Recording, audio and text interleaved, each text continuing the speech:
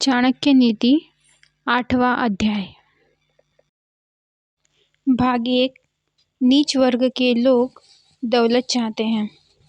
मध्यम वर्ग के लोग दौलत और इज्जत, लेकिन उच्च वर्ग के लोग सम्मान चाहते हैं, क्योंकि सम्मान ही उच्च लोगों की असली दौलत है। भाग 2। दीपक अंधेरे का भक्षण करता है, इसलिए काला धुआं बनता है। इसी प्रकार हम जिस प्रकार का अन्न खाते हैं, माने सात्विक, राजसिक, तामसिक, उसी प्रकार के विचार उत्पन्न करते हैं। भाग 3। हे विद्वान पुरुष, अपनी संपत्ति केवल पात्र को ही दे और दूसरों को कभी ना दे। जो जल बादल को समुद्र देता है, वह बड़ा मीठा होता है। बादल वर्षा करके वह जल पृथ्वी के सभी जल अचल जीवों को देता है और फिर उसे समुद्र को लौटा देता है।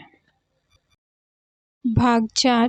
विद्वान लोग जो तत्व को जानने वाले हैं, उन्होंने कहा है कि मांस खाने वाले चांडालों से 1000 गुना नीच है, इसलिए ऐसे आदमी से नीच कोई नहीं।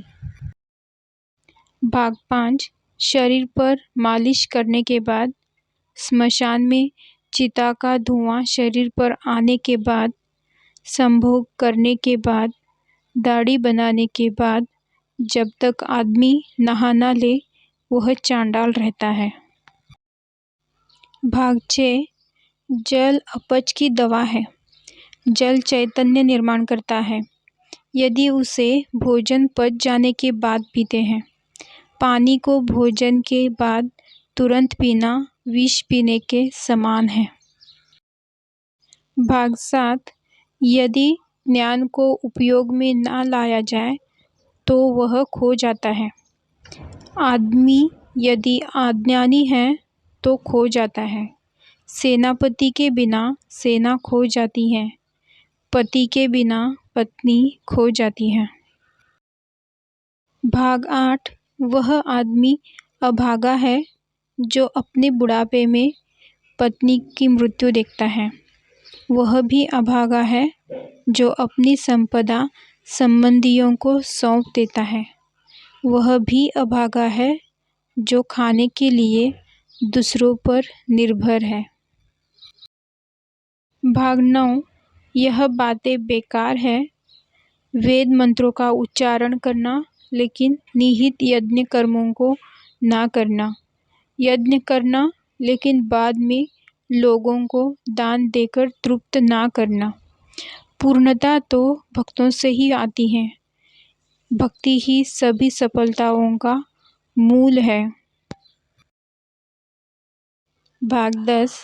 एक संयमित मन के समान कोई तप नहीं, संतोष के समान कोई सुख नहीं, लोभ के समान कोई रोग नहीं, दया के समान कोई गुण नहीं। भाग 11। क्रोध साक्षात यम है। तृष्णा नरक की ओर ले जाने वाली वैतरणी है। ज्ञान कामधेनु है। संतोष ही तो वो नंदनवन है। भाग 12। नीति की उत्तमता ही व्यक्ति के सौंदर्य का गहना है। उत्तम आचरण से व्यक्ति उत्तरोत्तर ऊंचे लोक में जाता है। सफलता ही विद्या का आभूषण है। उचित विनियोग ही संपत्ति का गहना है। भाग 13। नीति भ्रष्ट होने से सुंदरता का नाश होता है। हीन आचरण से अच्छे कुल का नाश होता है। पूर्णता न आने से विद्या का नाश होता है। उचित विनियोग के बिना धन का नाश होता है। भाग 14। जो जल धरती में समा गया वो शुद्ध है। परिवार को समर्पित पत्नी शुद्ध है। लोगों का कल्याण करने वाला राजा शुद्ध है। वह ब्राह्मण शुद्ध है जो संतुष्ट है। भाग 15। असंतुष्ट ब्राह्मण, संतुष्ट राजा, लज्जा रखने वाली वेश्या, कठोर आचरण करने वाली गृहिणी, ये सभी लोग विनाश को प्राप्त होते हैं। भाग 16। क्या करना ऊंचे कुल का यदि बुद्धिमत्ता ना हो। एक नीच कुल में उत्पन्न होने वाले विद्वान व्यक्ति का सम्मान देवता भी करते हैं। भाग 17। विद्वान व्यक्ति लोगों से सम्मान पाता है। विद्वान उसकी विद्वत्ता के लिए हर जगह सम्मान पाता है। यह बिल्कुल सच है कि विद्या हर जगह सम्मानित है। भाग 18। जो लोग दिखने में सुंदर है, जवान है, ऊंचे कुल में पैदा हुए हैं, वो बेकार है यदि उनके पास विद्या नहीं है। वो तो पलाश के फूल के समान है जो दिखते तो अच्छे हैं पर महकते नहीं। भाग 19। यह धरती उन लोगों के भार से दबी जा रही है जो मांस खाते हैं, दारू पीते हैं, बेवकूफ़ है। वे सब तो आदमी होते हुए भी पशु ही हैं। भाग 20। उस यज्ञ के समान कोई शत्रु नहीं जिसके उपरांत लोगों को बड़े पैमाने पर भोजन न कराया जाए। ऐसा यज्ञ राज्यों को खत्म कर देता है।